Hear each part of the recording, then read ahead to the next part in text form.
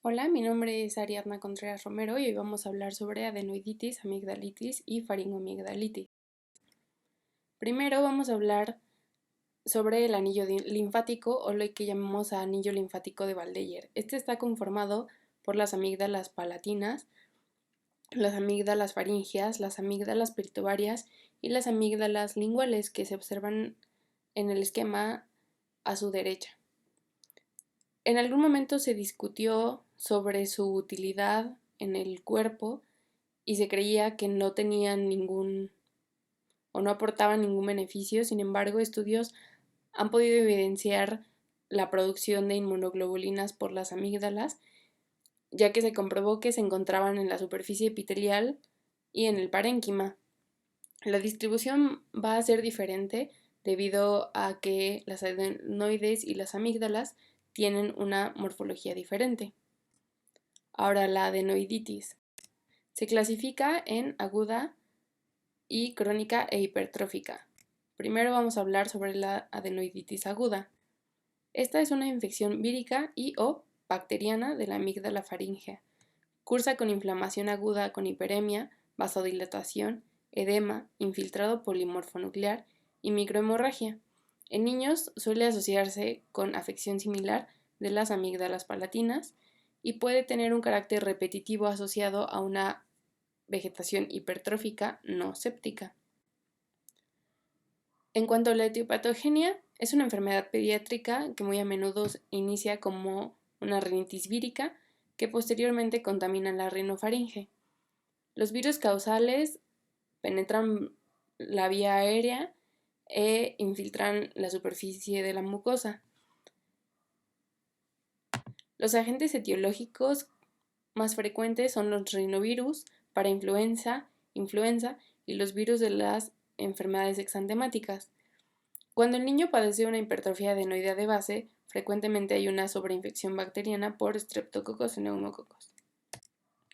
En cuanto a la clínica, se presenta una rinorrea de inicio blanquecina que va a adquirir una coloración más oscura a amarillenta con el paso del tiempo. El esputo tiene las mismas características de la rinorrea. Se observa y se refiere una insuficiencia respiratoria nasal bilateral.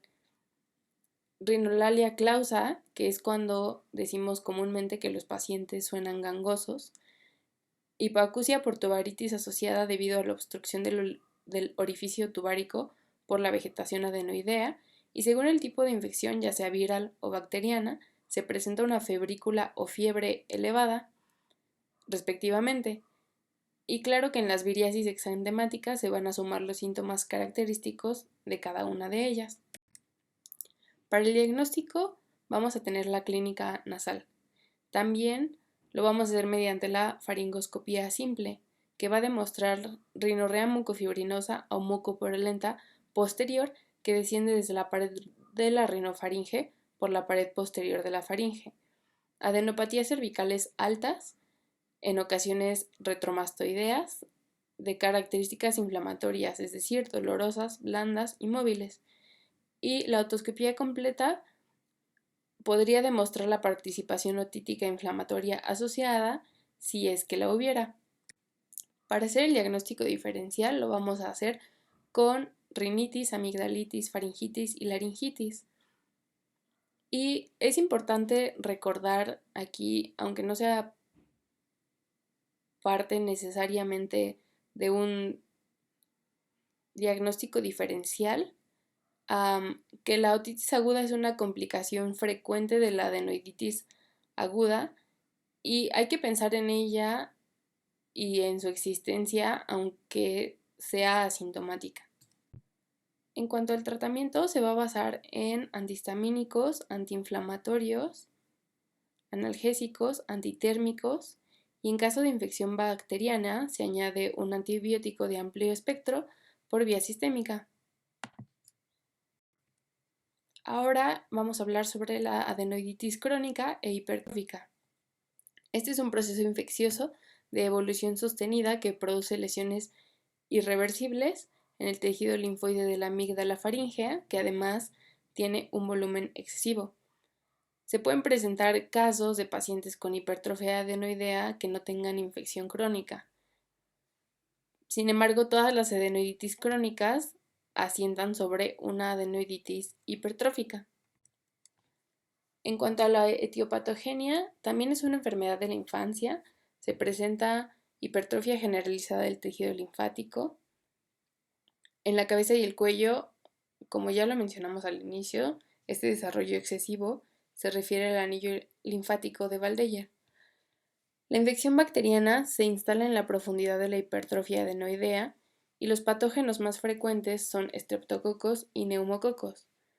La fibrosis y los microabscesos que destruyen el parénquima linfoide van a facilitar la resistencia bacteriana. En cuanto a la clínica, observamos un niño con facies adenoideas, es decir, tienen insuficiencia respiratoria nasal bilateral, por lo que su respiración es bucal permanentemente. En ocasiones puede babear, lo que lo haría parecer distraído. También presentan rinorrea densa bilateral de coloración blanco-amarillenta o incluso verdosa según la actividad infecciosa de la vegetación, y la rinorrea acumulada puede ser causa de halitosis. También tienen dientes procidentes y paladar ojival, que se refiere a un paladar más ovalado. Rhinolalia clausa por la ocupación de la rinofaringe, lo que produciría tos nocturna irritativa por la secreción mucopurulenta y ronquidos. Y otológicos se presentaría hipoacusia por otitis media secretora o síntomas de otitis aguda de repetición. Esta imagen nos permite observar las facies adenoideas de un niño. En la clínica también vamos a tener febrícula o fiebre intermitente, malestar general, somnolencia, anorexia, adenopatías cervicales de características inflamatorias. El diagnóstico se complementa mediante la exploración radiológica simple en proyección de perfil de cráneo, que es la imagen que pueden observar a su derecha, en la que la vegetación adenoidea está señalada. Y también se complementa con la fibroscopía nasal. El diagnóstico diferencial, bueno, en los niños con una exploración adecuada y los datos de la clínica sería muy obvio. Sin embargo, en un paciente adulto, lo que deberíamos hacer o pensar es en excluir la existencia de un tumor maligno de la rinofaringe. El tratamiento curativo es la adenoidectomía y su indicación se establece en cuanto a la cantidad e intensidad de los síntomas. Las indicaciones absolutas son sintomatología completa de facies adenoidea, participación otítica y apneas durante el sueño. Las complicaciones, o una de las complicaciones, es el síndrome de Grisel, en el que se presenta hiperextensión de la nuca con rigidez, que se debe a hipertonía de la musculatura paravertebral reactiva a la acción del adenótomo sobre la pared faríngea, y una contraindicación sería la hendidura palatina. Esta imagen nos permite observar la técnica de la adenoidectomía, en la que el adenótomo va reseccionando la amígdala faríngea. Ahora vamos a hablar sobre las amigdalitis. Esta es una infección viral o bacteriana de las amígdalas palatinas y se clasifica en aguda, cuya evolución es en pocos días y que se cura por completo, de repetición, que es un cuadro agudo que repite varias veces en el transcurso de un año. Estas repeticiones son de 5 a 6 veces y su condición necesaria es que las intercrisis sean de completa normalidad clínica y analítica. Y las crónicas. En la etiopatogenia tenemos también virus y bacterias que pueden ser inespecíficos o específicos, y cada uno de ellos va a originar una forma clínica de la amigdalitis. Vamos a hablar de estos. En cuanto a las amigdalitis agudas víricas, tenemos las inespecíficas, que son las más frecuentes de todas las víricas y se presentan mayormente en los meses de temperaturas frías. Su clínica, el motivo más frecuente de consulta es la adenofagia con parestesias faríngeas, prurito faríngeo, tos productiva, malestar con febrícula, mialgias y artralgias. El diagnóstico se realiza mediante la faringoscopía simple, en el que se observan amígdalas eritematosas, exudado fibrinoso, hay participación de la mucosa del velo del paladar, una úvula alargada por edema y ocasionalmente se observa conjuntivitis asociada, adenopatía pretragal dolorosa y tumefacción ganglionar cervical de características inflamatorias. Esta imagen, en especial, debemos ponerle atención a la imagen A, que es la que representa la infección por virus inespecífico que afecta a la orofaringe.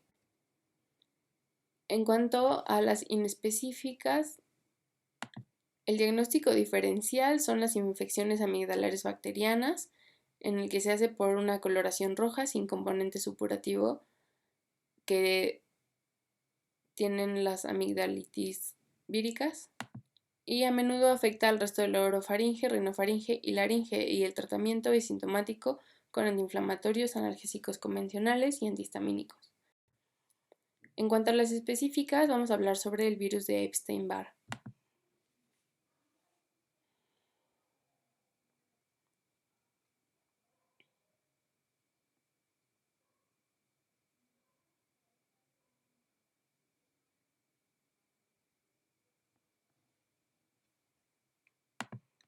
Bueno, el virus de Epstein-Barr sucede por una mononucleosis infecciosa que se adquiere por contacto directo a través de la saliva y es frecuente en adolescentes y jóvenes.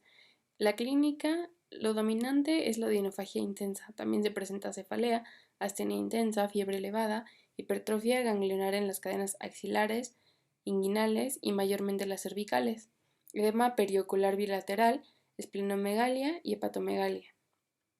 Y el diagnóstico se realiza mediante faringoscopía, en el que se observan amígdalas con una cubierta densa de exudado de coloración blanco-grisácea que se mantiene durante. El diagnóstico diferencial se realiza con el resto de las amigdalitis agudas, especialmente la estreptocócica. En comparación, la persistencia del exudado y la reacción ganglionar tan intensa son las características diagnósticas. Y el citomegalovirus también es un diagnóstico diferencial. El tratamiento es con analgésicos salicilatos y reposo y debe informarse al paciente sobre la lenta evolución de los síntomas. También se presenta por el virus de herpes simple. En este, las lesiones afectan a ambas amígdalas y el velo del paladar como pequeñas pápulas y vesículas que evolucionan a costras y que cuando se descaman dejan una superficie ulcerada y pueden afectar a otras zonas de la región. Evolucionan espontáneamente a la curación sin tratamiento. El tratamiento entonces solo será asintomático. En esta imagen, la B es la que nos interesa observar, en la que se representa la infección por virus de herpes simple, se observa el eritema generalizado, el signo de la úvula y las lesiones herpéticas sobre la amígdala y el pilar anterior. También tenemos el virus de herpes zóster. En este se presenta odinofagia más intensa y constante que impide la deglución, afectación del estado general, lesiones pápulo-vesículo-costrosas circunscritas, unilaterales y con delimitación topográfica definida que siguen el trayecto de un nervio, y con relativa frecuencia persiste la odinofagia intensa de carácter neurálgico por semanas. Esta infección es indicativa de una situación de inmunodepresión o paraneoplasia. El tratamiento es sintomático o con aciclovir. También tenemos al Coxsackie A y esto lo conocemos como herpangina. Esta es una infección de la edad pediátrica. Se caracteriza por odinofagia y un cuadro febril elevado. A la faringoscopía se observan pequeñas lesiones vesiculosas distribuidas irregularmente que después se ulceran. Entonces el diagnóstico diferencial sería con las formas herpéticas y el tratamiento sería sintomático y evoluciona de forma espontánea en unos días. Ahora las amigdalitis agudas bacterianas. Tenemos las inespecíficas por el estreptococo beta hemolítico. En este la amigdalitis eritematopulácea, o así se conoce, constituye una de las afecciones más comunes en la consulta y suele tener un antecedente vírico, siendo secundaria a la sobreinfección por estreptococos. Menos frecuente es la contaminación por neumococos y a veces hay una flora mixta con Haemophilus influenza. En la clínica y el diagnóstico se presenta odinofagia y disfagia, posteriormente halitosis y esputos serosanguinolentos. También puede haber otalgia refleja y alteraciones en la resonancia de la voz, que es cuando suena gangosa, fiebre elevada, especialmente en niños, y cefalea. A la faringoscopia se observan la mucosa del velo del paladar y las amígdalas palatinas aumentadas debido al edema. Ambas amígdalas presentan supuración en las desembocaduras de las criptas y la lengua saburral. Ganglios cervicales de características inflamatorias en las cadenas subdigástricas complementan los datos para el diagnóstico y el tratamiento es sintomático con antipiréticos y analgésicos. Hasta 3 días después de haber desaparecido la fiebre, se administra un antibiótico penicilínico con ácido clavulánico o un macrólido si el paciente es alérgico a la penicilina. Es importante también el reposo en cama, la alimentación adecuada y la hidratación. En la amigdalitis aguda de repetición está indicada la amigdalectomía si el paciente no puede realizar la vida normal debido a la frecuencia de los brotes. Sin embargo, en muchos casos esto puede evitarse. También tenemos la amigdalitis de Plaut-Vicent, que es una infección amigdalar unilateral que se produce en pacientes con bocas sépticas por caries o sarro o portadores de prótesis dentarias mal ajustadas. En esta imagen se observa muy bien la unilateralidad de la infección y la úlcera amigdalina. En cuanto a la clínica del diagnóstico, se presenta febrícula y odinofagia unilateral, luego aparece halitosis intensa con hipersalivación. A la faringoscopía simple se observa tumefacción amigdalar unilateral con una lesión ulcerada de bordes sobreelevados.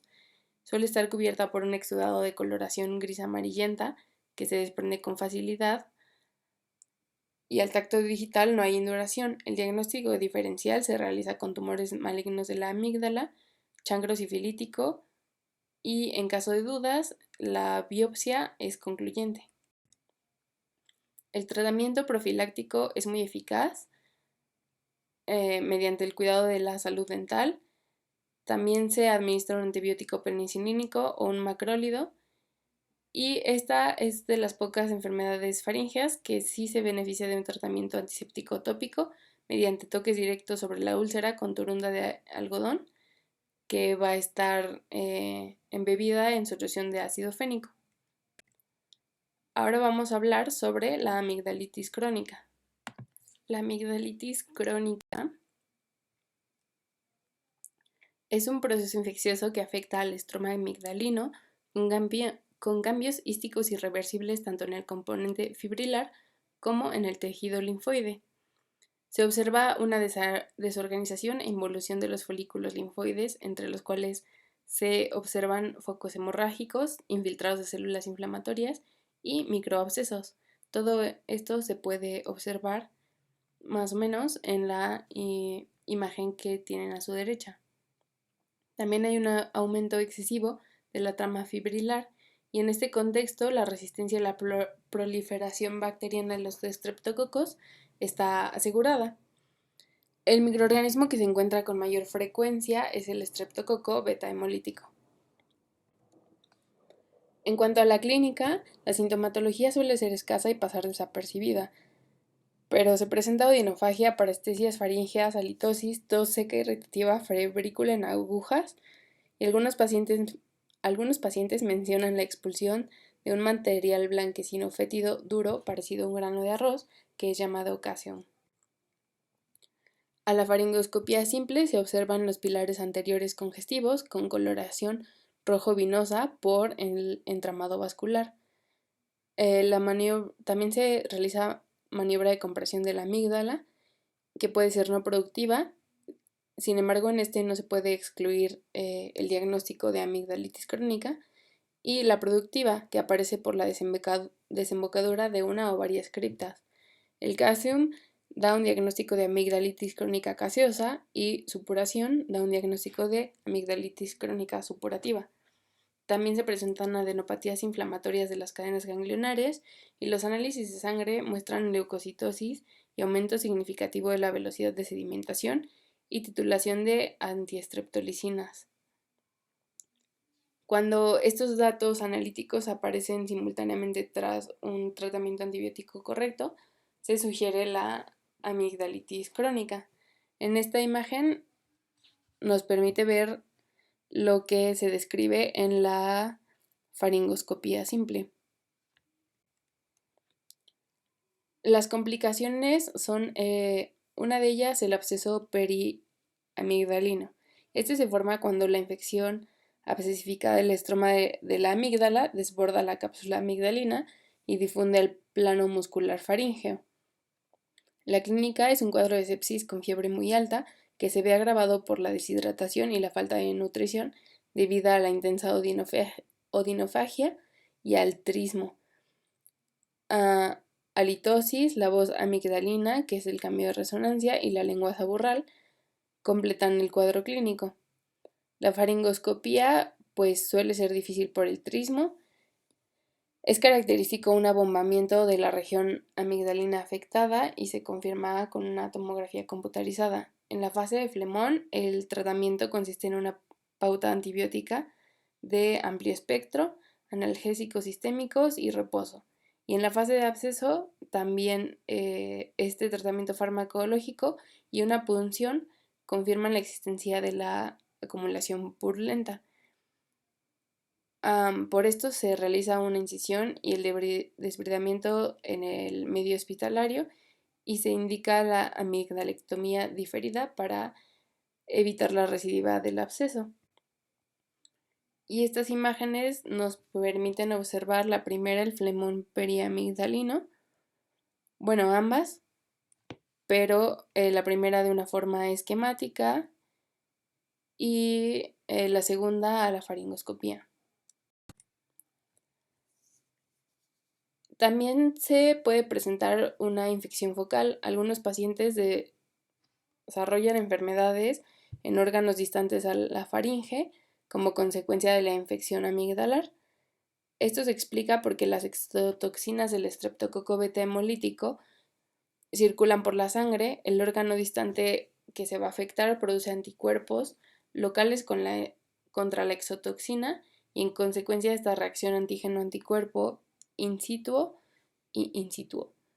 In situ, perdón, es el inicio patogénico de la enfermedad. En articulaciones provoca reumatismo poliarticular agudo, en endocardio, endocarditis y valvulopatía, en el glomérulo renal, glomerulonefritis, en el ojo, iritis, y en la piel, eritema nudoso.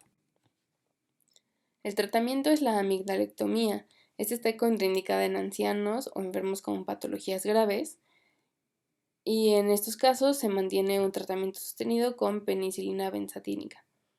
Y la principal complicación es una hemorragia postquirúrgica, que puede ser inmediata o posoperatoria después de varios días después de la intervención, y esto requiere su tratamiento en un centro hospitalario. Ahora vamos a hablar sobre la faringoamigdalitis. Son infecciones que se situarían selectivamente en la pared posterior de la orofaringe, pero esta circunscripción es tan limitada y precisa que sería difícil observarse en la práctica.